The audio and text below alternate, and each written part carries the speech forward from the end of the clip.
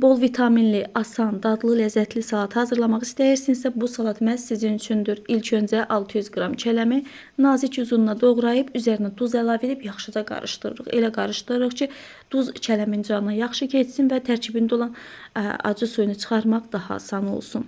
Çələmin acı suyunu çıxartdıqdan sonra salatda istifadə etmək olar.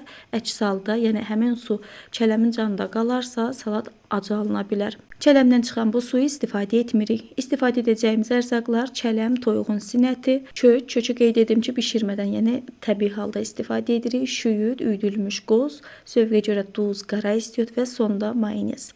Çələmin üzərinə öncədən qaynadıb, çəngəllə ditdiyim toyuğun sinətini əlavə edirəm.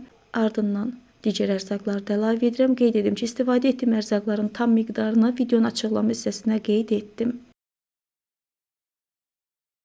Zövqümə görə duz, qara istiot əlavə edirəm. Ardından üzərinə mayonez əlavə edirik. Mayonezdə birdən-bir əlavə etmirik, bir qədər əlavə edirik.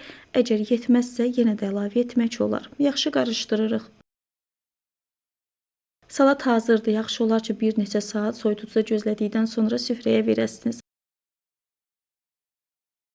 İnanılmaz dadlı, ləzzətli, bol vitaminli, gözəl bir salatdır. İnanın, salatın dadına baxan hər kəs ləzzətini çox bəyəndi.